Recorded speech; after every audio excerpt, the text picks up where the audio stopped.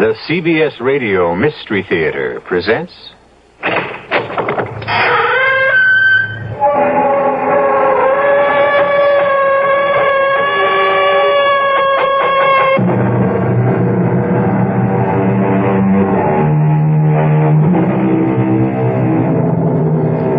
Come in. Welcome. I'm E.G. Marshall. The one place where all men meet sooner or later is the grave. It's the place where all roads end. That small model of the barren earth which serves as paste and cover to our bones. What happens then when two old friends meet beyond the grave? When one of them has been living under the threat of death by the other? A threat from the grave?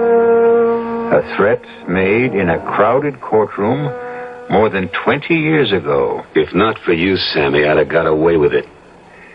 But you'll pay for it. With your life. My name ain't Johnny Promise for nothing, kid. So just keep your eye on the calendar.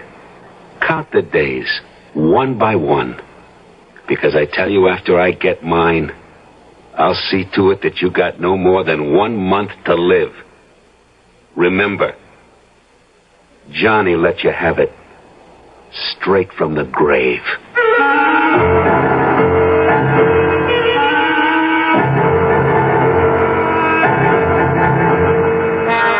Our mystery drama, Deadline for Death, was written especially for the Mystery Theater by Arnold Moss and stars Michael Tolan and Joseph Julian.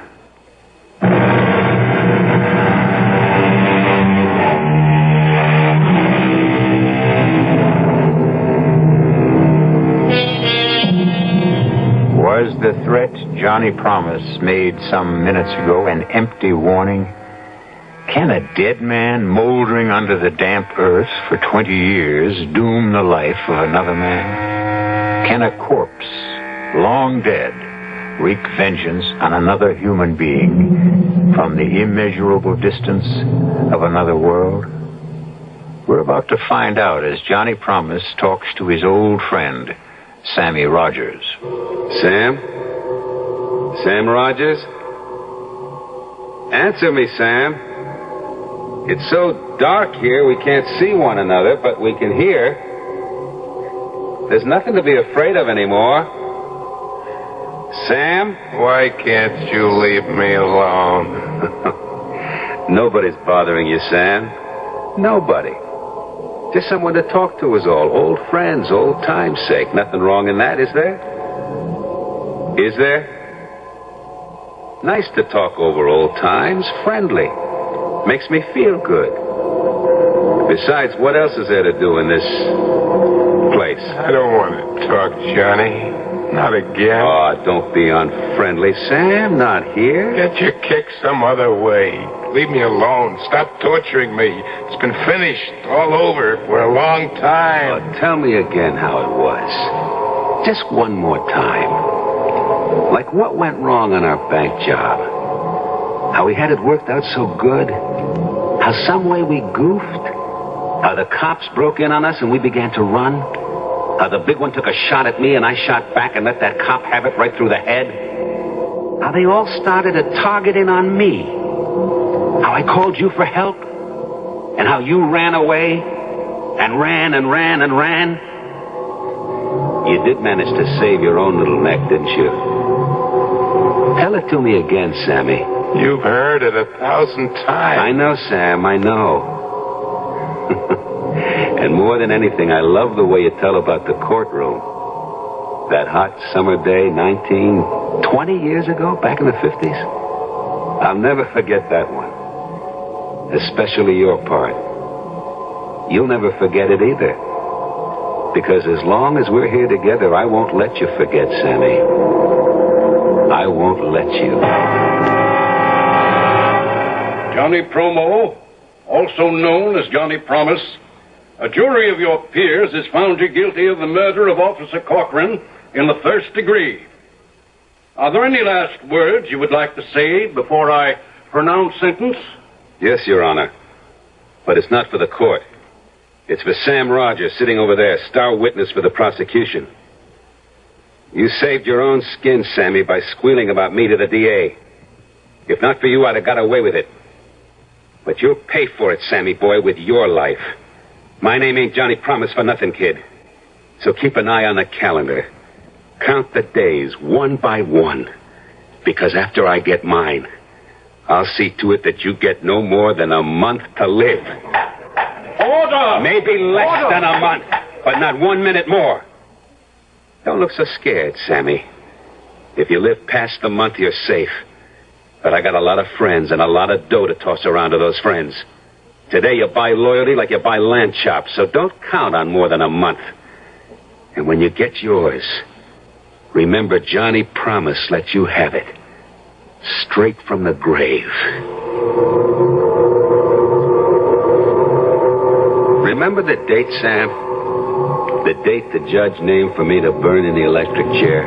I don't remember. Oh, that's not true. You remember? August the 28th, 5 o'clock in the morning. Taps for Johnny Promise. A man with a code of honor. A man whose word was a thing of respect. And above everything else, your friend. Now, how could you forget that? You will never let me. And little Sammy with his big mouth made the whole thing happen, right? Cut it out, Johnny. I don't want to hear anymore. What do you get from tormenting me like this? Laughs. And it passes the time. We got no place to go. We're going to be here for the rest of our... let's say for a long, long time. And I like to laugh. And that story of yours is good for 1,000,000 of them. Let's have it, Sammy boy. What was it like for you after I got mine? Come on, tell it just like it happened. Tell it.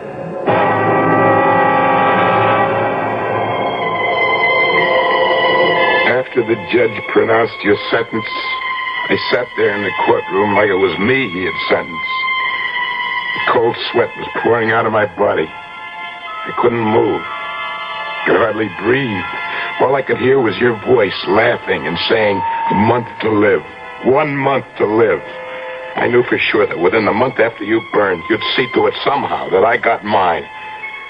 So I holed up in that scrubby hotel room, way up on the 9th floor. And for 2 whole weeks, I didn't see anyone. I wouldn't answer the phone. I wouldn't talk to anybody.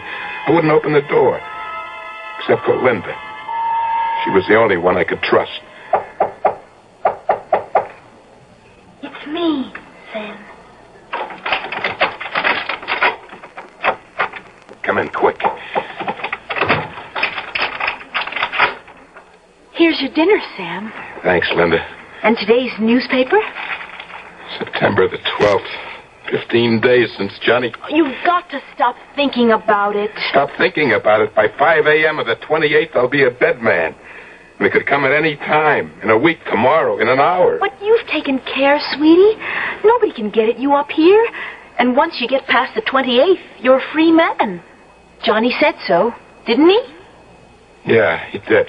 And he never broke his promise, did he? Yeah, that's what I'm counting on. But just the same, every morning I wake up after a bad night and I hear myself talking to myself. I say, today, will it be today? Is this my last day on Earth? That's what's driving me crazy. Sam, you've got to find things to take your mind off of it. It's only another couple of weeks. And then... And then? We'll go away someplace, far away. Start a whole new life. Why don't you eat something? It'll make you feel better. I'm not hungry. Maybe a little coffee while it's still hot. I got the change from the 20 you gave me. Forget it. What's right here in my bag? What are those? The keys. What keys? To this room. To this room? Of course. Where did you get them? You gave them to me, don't you remember?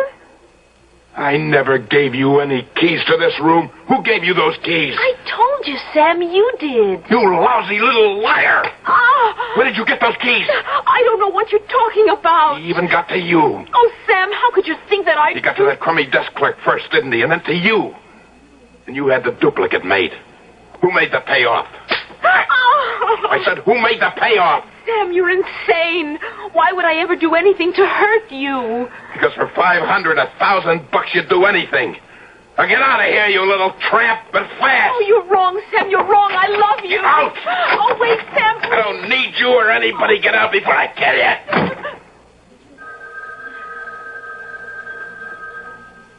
It was the house phone. Not my private line with the unlisted number. Only 2 people ever knew that number. You, Johnny, and Linda. But this was from the lobby downstairs. I stood there listening to it ring. Didn't dare answer it. The sound began to bore a little hole into my brain. And finally... Yeah? Who is it? It's me, Sam. Linda. You? How could it be you? You just went out of the door. Where are you? In the lobby downstairs. I'm so glad you answered. How did you get down there so fast? Please, Sam, listen to me. I know how you felt about those keys, but you've got to trust me. Yeah, sure. How did you get to the phone so... You've got to get hold of yourself. Why don't you have the locks changed on your door? Why? For what reason? Call in a locksmith. Somebody who never heard of you, of me, of Johnny, anybody we know. Let him change the locks and give the keys only to you. One of a kind for each lock. No duplicates. Do that, Sam. Please. You know I'd never do anything to hurt you. Yeah, sure, sweetie. That's a good idea. I don't know what got into me. What made me think that you... I'm sorry, Linda, for everything. You call a locksmith, yes? First thing in the morning. I'll be seeing you, Sam. Huh? Oh, yeah, Linda. Right.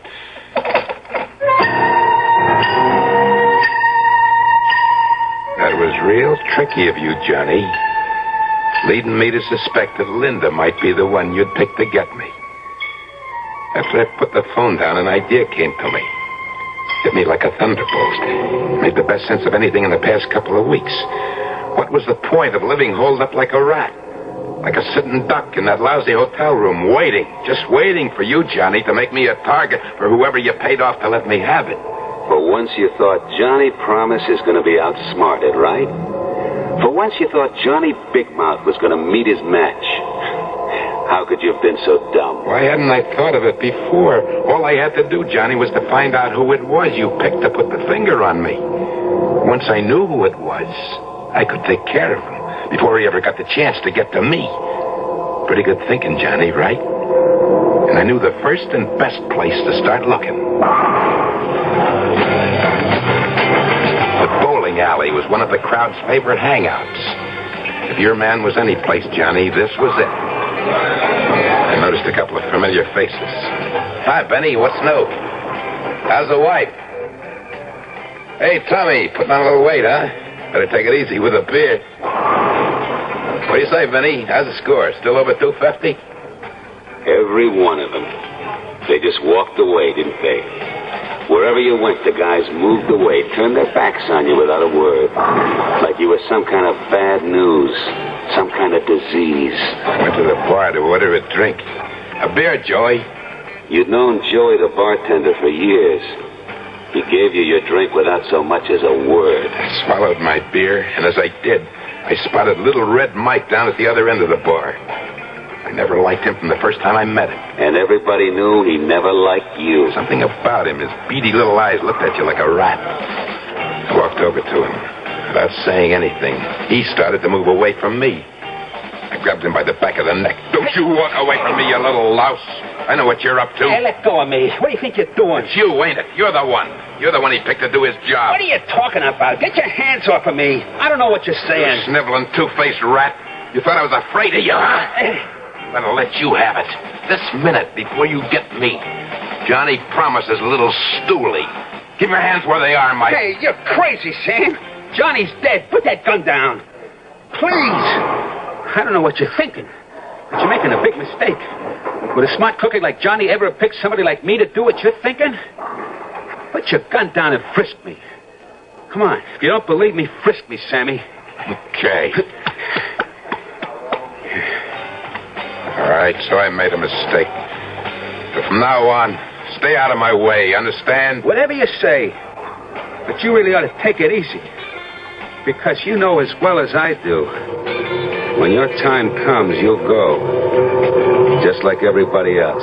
Johnny, that's your voice coming out of Red Mike's mouth. Meantime, we gotta take care, don't we, Sammy? What kind of crazy trick are you pulling, Johnny? And you can count on me for the best care a feller ever had. Like they say in the cemetery, Sammy. Perpetual care. I promise.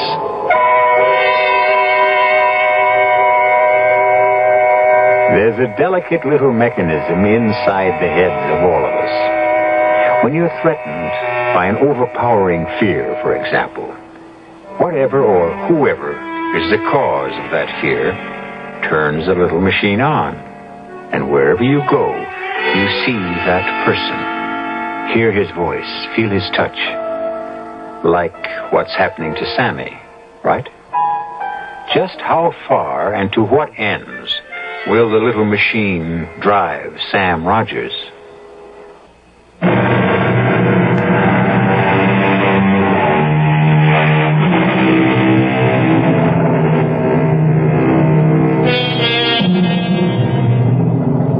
One of the great mysteries is time. It often happens that time seems never to move forward, when the minutes are suspended in some terrifying space and refuse to move. And then there is that silent, never-resting thing called time that rolls on, rushes along, swift as an ocean tide, on which we and the whole universe ride. For Sam Rogers, time was beginning to take on a new meaning. The end of the month was getting closer and closer. The days were racing by. Every night I shut my eyes to try to get just a couple of hours sleep. But I kept myself awake thinking. What were you thinking, Sammy? Tell me. That I had to find the guy you picked. The guy that was going to let me have it. I kept telling myself, get to him before he gets to you, and there'll be nothing to worry about. Sooner or later, I had to find him. Once you made your mind up about that, you began to feel a whole lot better. Yeah, I began to live almost a normal life again. Like the day I went to the custom shop to get fitted for a couple of new suits. I congratulate you on your choice of materials. The silver mohair and silk will make up into a perfectly lovely suit. And so will the tweed. And don't forget the extra padding on the shoulders. Well, if you'll forgive me, it's the natural look this year. The real look of the 50s. No padding. Extra padding on the shoulders. Well, of course, as you wish. I wish. Certainly, sir. Now, if you'll just stand still for a moment while I drape this material over your shoulder. Hey, what do you think you're doing? Hey, let go of my arm. Put that scissors down. Drop it, I tell you. Drop it. All I was trying to do, sir. I know what you were trying to do. Well, I'm very sorry, sir. Very sorry. I assure you it won't happen again. But you see, Sammy, you gotta realize it could be anybody. Anybody at all. It was happening again. The tailor was standing there in front of me, right in the middle of a sentence. It was your voice that was coming out of him. Your words. Then there was that day in Luigi's barber shop. I hadn't been to the barber in weeks. Luigi had been my barber for 15 years. There was one guy in the world I could trust. It was him. That's what the guy on the radio says, Sam. If we get the same kind of heat tomorrow like we had today, it's going to set some kind of record. Imagine. The end of September, 96 degrees. Yeah, that's what they call real Indian summer. If it don't cool off, Sam, they can give this summer back to the Indians. You understand? I sweated out every stroke of that sharp razor. While Luigi went droning on about the weather, I held my breath, thinking, maybe my friend. He was your friend too, Johnny. My eyes are shut. All he has to do is to let that blade slip just one little bit. Accidentally, you know. All right, chin up a little higher, Sam. Just a little more. And who would know the difference? There we go. Let me just lower the chair a little, huh? Hey, what are you doing? Well, like always, a nice hot towel. Opens up all of the pores. When they're open, a little lotion closes them up again. He could have let me have it right then and there while he was shaving me. But he didn't. When he wrapped that hot towel over my face, Instead of it feeling good, I suddenly got the idea that this could be it. Luigi could smother me to death. And there I sat, helpless, beneath that hot towel. I ripped it off, screaming, "You thought you had me, didn't you, huh? You and your hot towel!" What's the matter with you? Here's what you can do with your towel. Hey! I'll have to think up something better than that. Well, you'll never get the chance. You've seen me here for the last time. I don't know what you're talking about, Sam. But it won't do you no good. Getting excited this way. It was your voice again, Johnny. You gotta learn to calm down. Take things easy. Listen to me, Sam. Easy does it. After all, there's only 3 more days to go. Right?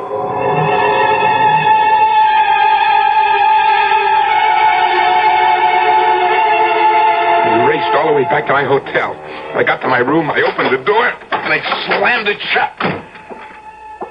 Oh, my lungs were bursting. I sucked in whatever air I could in big gulps. There was a sharp pain in the middle of my chest, like a knife sticking right into me.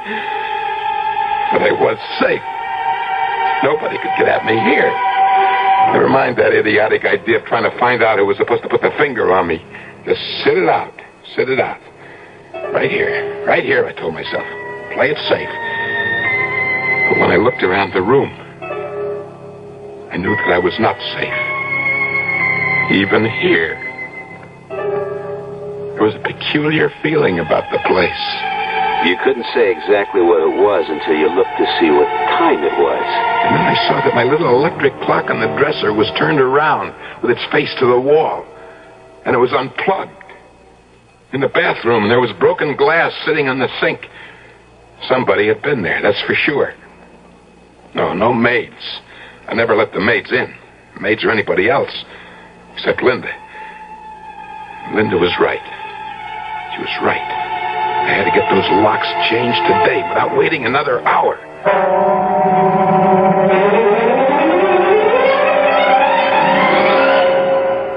Well, yes, sir, they may cost you a little more, but you know, you got the best and safest locks American ingenuity can devise. Well, this makes me feel a whole lot better. Now, when you turn the key, this pin tumbler drops right down into the holes that are waiting for them. Huh? And there you are, safe and sound. Now you should have real peace of mind. Thank you very much. And here are your keys, one for each lock. No duplicates, just like you ordered on the phone. Good, that's fine. Take my advice, sir. Change your mind. Get duplicates made. I don't want any duplicates. Well, it might be a lot of trouble to get them later on. Each key is made on a special machine. The formula of each key is registered. It's the way I want it. But supposing you lose one of them, the only way you're ever going to get in is to call me, which might be somewhat inconvenient for you. Now, suppose you got a real friendly date. You've had a fine dinner. Why was he giving me this big song and dance about the possibility of a lost couple of keys? Why was this guy I'd never seen before? Picked the address right out of the yellow pages.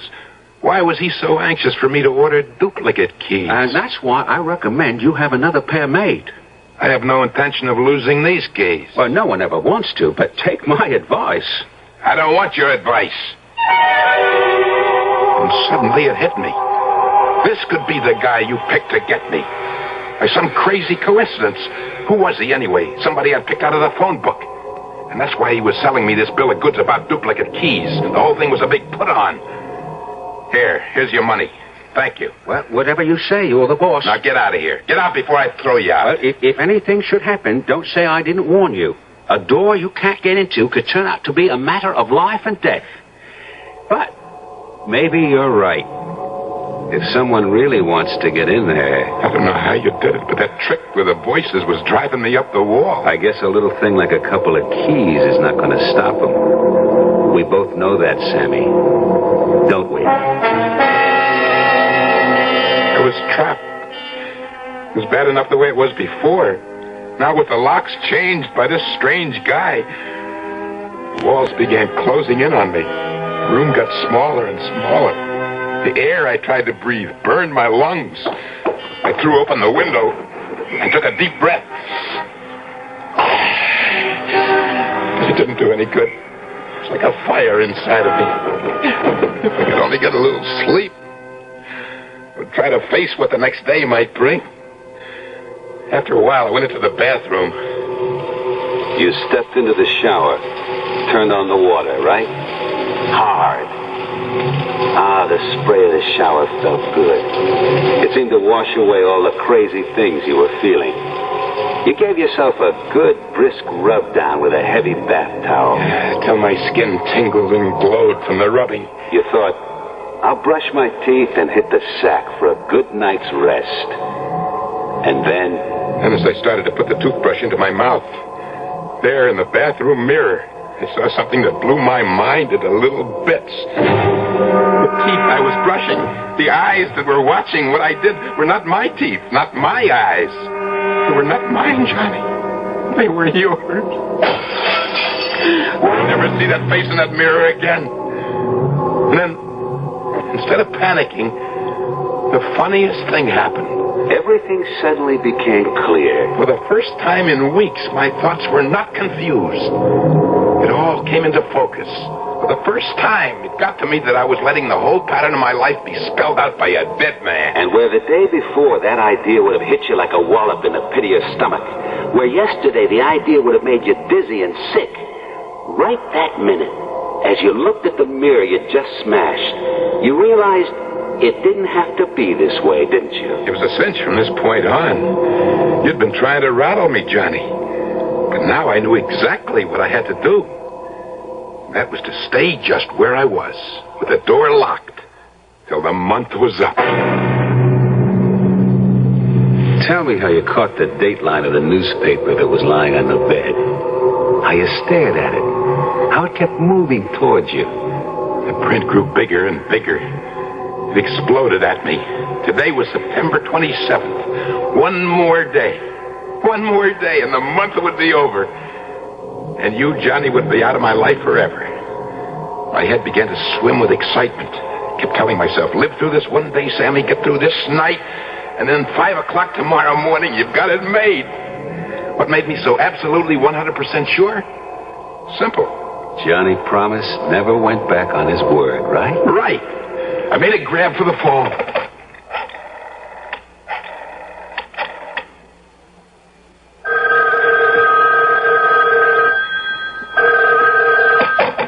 Front desk, can I help you? What time is it? Exactly. Exactly 11:15 p.m. You sure? I just checked it with the radio. I'll set my clock. It stopped.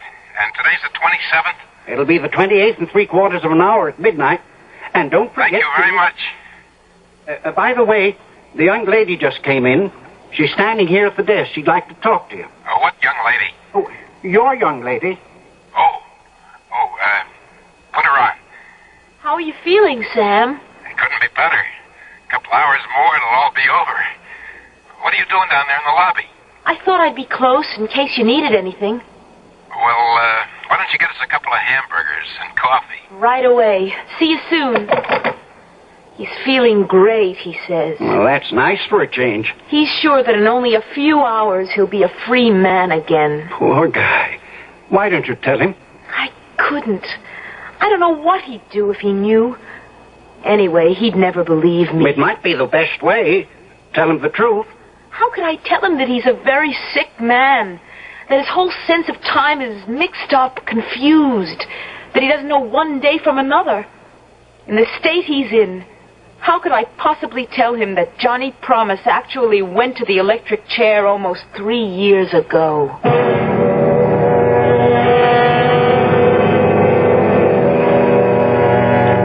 Does one tell a dying man what he's about to meet?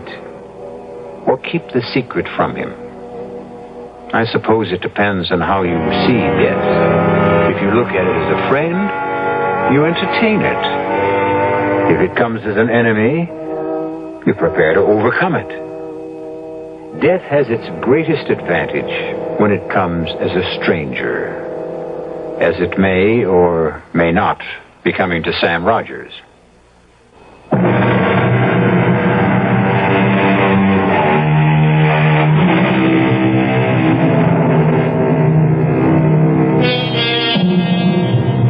It has been said, a man is never less alone than when he is alone. Thoughts crowd in on him. His imagination summons up multitudes. And which is harder to bear?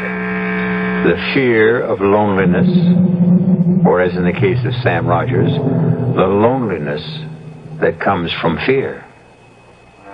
Somewhere in a lonely graveyard, a cold wind whistles over the moonlit tombs. From a purgatory of his own making, Sam Rogers is forced by Johnny Promise for the 10,000th time to recreate the path of his downfall. In my hotel room, I kept staring at the clock on my dresser. My hands didn't seem to move at all. They moved so slowly. Then it was midnight. Midnight at last, right on the nose. Only 5 more hours to 5 o'clock. That was when you got yours, Johnny. 5 a.m. And here I was, just 5 hours short of the deadline you'd set for me. 5 hours, 5 years. My blood went cold. Little bumps on the back of my neck. My throat scratchy and dry. I wasn't about to fall for any more of your tricks, Johnny. Smart boy. You sat there on the bed waiting. You weren't going to answer. The knocking kept on louder and louder with more and more force. You sat so still the muscles in your back and legs began to stiffen and ache. There was a dull pounding at the base of your skull. Finally, you saw the sheet of paper come sliding under the door. 4 words written in red with what seemed to be lipstick. It's me, Linda. Open. Carefully, quietly, I got off the bed, went to the door, and I whispered, "Who is it?" It's me. Open the door. Did you forget? The hamburgers and the coffee? Get in, quick.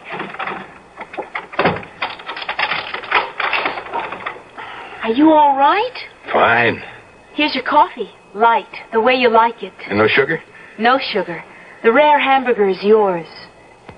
In less than 5 hours, Linda, we're going to leave this town for good. Never want to see it again. We'll start all over again, fresh. Maybe Alaska or Mexico. Whatever you say, Sam. We talked of our plans for the future, where we might go, what we'd do, the family we'd raise, pushing all other thoughts right out of our heads. It was exciting and beautiful. I looked at the clock again. Where had the time gone? It was 5:15. I said to Linda, "You've got to leave." Why? When I walk out that door, I want to do it alone. You understand why? Of course I understand. I'll meet you in about an hour at your place. Good night, Sam.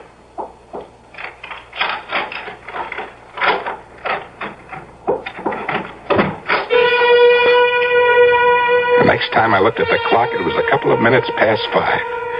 The time had come at last. I'd paid my dues. And I'd showed you up, Johnny Promise. For the first time, your word wasn't worth so much as 1 bent nickel. I mustn't take any chances. Not at this late date. 110% foolproof. Safe. Give myself every possible break. The benefit of every doubt. No chances. Give myself, half-hour cushion?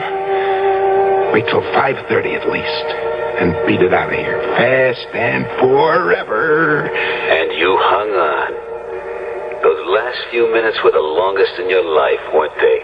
Finally, that big hand on the clock dropped down to the 6. It was 5:30. A half hour past the deadline I'd set for you. So you took a deep breath and you screamed.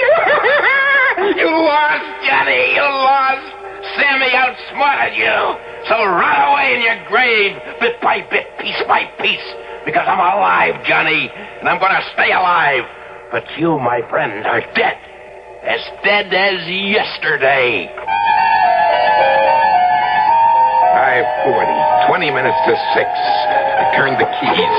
First in one lock, then the other. I flung open the door. I ran down the hallway. Rang for the elevator. When I got to my floor, the door opened. I took one last look behind me and got into the elevator car.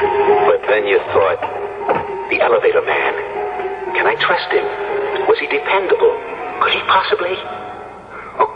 No, that's all over and done with. I don't have to be afraid of anybody. Not anymore. You'd had your bad dream. You were finished with waking up in the middle of the night in a cold sweat. The nightmare was over. The only thing that was real was that you were alive and breathing. What happened when the car reached the lobby floor? I rushed past the front desk out into the street. There was a chill, penetrating drizzle. It was still dark. The promise of a new day was doing its best to break through in the east. For the first time in I don't know how long, I felt able to slow down. I started walking in the direction of Linda's place. Slow, with a sure, firm step. The streets were deserted. It figures.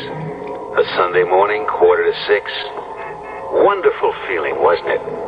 Like the whole city belonged to you and you alone. That's right. The buildings took on a look of friendliness, like I'd never seen them before. The traffic lights were changing from red to green, then back from green to red, but there was no traffic. Like a ghost city, abandoned. And my own footsteps echoed behind me as I walked.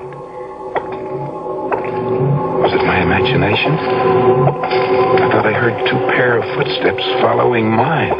But you didn't have the guts to turn around and look back. For a minute, you thought maybe they were your own footsteps echoing down those narrow streets. I stopped. They stopped. I started to walk. They started. I got to a corner and quickly turned into the other street. Out of the corner of my eye, I saw 2 men. It wasn't light enough to make out their faces. They weren't saying a word. They just seemed to have their minds on one thing, to keep me in their sight, no matter where I went. My heart stopped. There they were, less than 50 feet behind me. Following. A sickening thought came to me. Terrifying. Tell me about it. It's possible, I thought. Anything is possible. Just suppose, in some crazy way, that I made a mistake. Suppose my clock had been wrong. I think it's 5:45, but I suppose... Then all of a sudden you found yourself passing the jewelry shop. You looked up at the big clock that hung over the entrance. I almost passed out with what I saw. I swallowed hard. My mouth felt like it was stuffed with cotton wadding. I looked up once more to make sure. And what did you see? The clock said 5:45. 5:45, not 6. Something was wrong, wasn't it? The whole thing was like crazy. How could it be? And those 2 faceless men were still there following you. There was a bank on the opposite corner. I raced across to look at the clock outside the bank. I couldn't believe what I saw. That clock, too, said 5:45. Then I began running. I didn't know where. Didn't care. Those clocks, for some insane reason, were right, and I was wrong. And I still owed you 15 minutes, Johnny. You still had 15 minutes to get me. And those 2 men following me. It can't be, I told myself. Those clocks are both crazy. It's 5:45. It has to be. He checked and double-checked. And then something like a heavy sledgehammer hit you right between the eyes. Sammy, you stupid, ignorant dummy, you said to yourself. How could you be so blind? How could you have missed it? That's what the desk clerk was trying to tell you. It was the last Sunday in September. In those days, daylight savings time ended at 2 o'clock in the morning. The last Sunday in September. Of course. And those clocks had all been turned back 1 hour. Only I forgot to turn my clock back. It is 5:45. It's 5, not 6. You crazy fool. You thick-skulled, brainless imbecile. You deserve to die. Now we're getting to the best part, ain't we, Sammy? You began to walk, right? Slow at first, then a little faster. Finally breaking into a run. Whenever you got to a corner, you turned. When you saw an alley, you ran into it. When there was a fence, you vaulted over it. Then out into the streets again.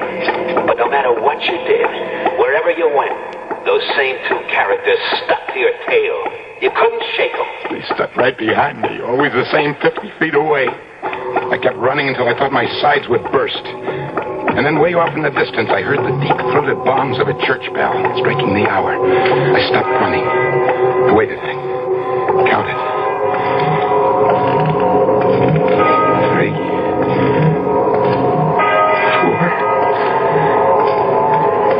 4, 5. Come on, 6. Come on, 6.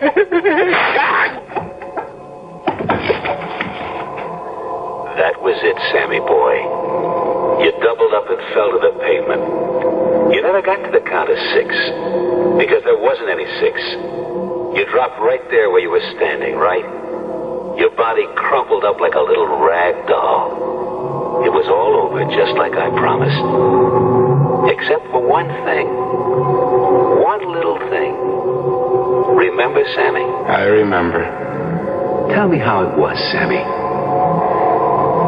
I dropped, like you said. And then? The 2 men rushed up. One of them felt my pulse, and the other my heart. And there was no pulse. There was no heartbeat. I was dead. Go on, Sam. One of the men got up from where he'd been kneeling over my body, turned slowly to the other fella and said, He's dead, all right. And not a mark on him. That big newspaper delivery truck passed by. Backfired. Just backfired. And this guy drops dead. I guess we better call the police. So Johnny kept his word after all, didn't he? And even today, from where he is now, he keeps assuring the rest of his companions. It's like it's my code of honor. Once I give my word, I never break it. That's why they still call me Johnny Promise. Right, Sammy? Right, Johnny. Oh, and, Sammy.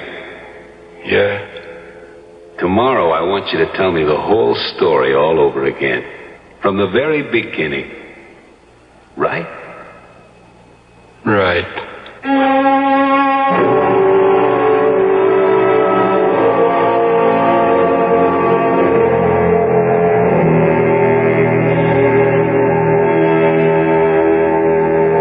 I'll be back shortly.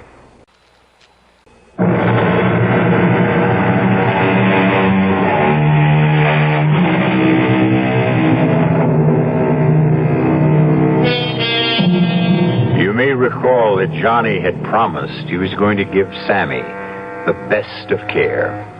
Everlasting, perpetual care. Which is exactly what happened. Before he passed away, Johnny signed a contract with the cemetery to provide Sammy Rogers' grave with perpetual care. Weeds removed, flowers 4 times a year, neat and beautiful till the end of time. Always a man of his word. Our cast included Joseph Julian, Michael Tolan, June Gable, and Guy Rep. The entire production was under the direction of Hyman Brown. This is E.G. Marshall inviting you to return to our Mystery Theater for another adventure in the macabre. Until next time, pleasant dreams.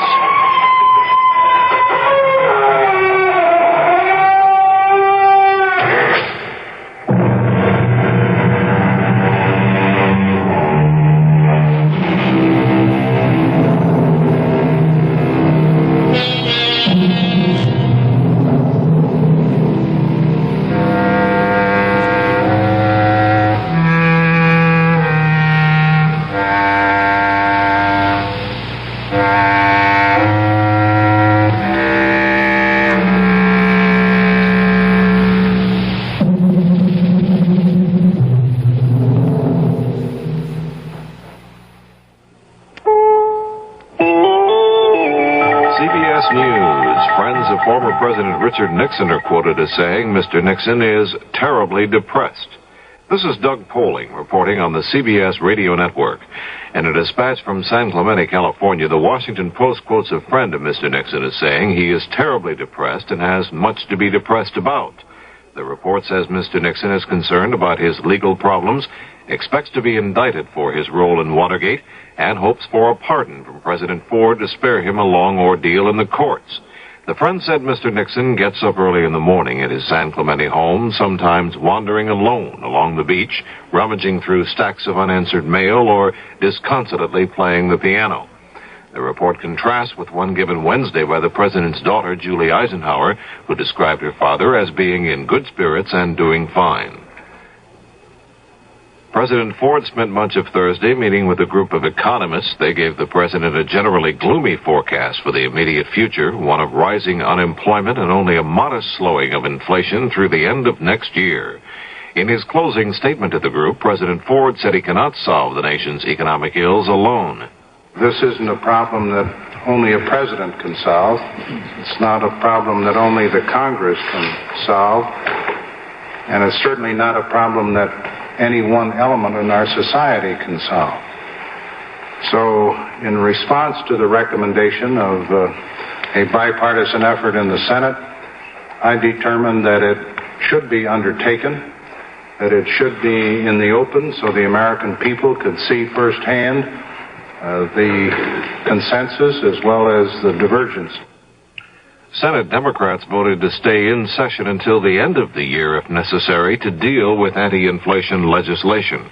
UN Secretary General Kurt Waldheim said Thursday night that worldwide inflation threatens to wreck the prospects of better international relations.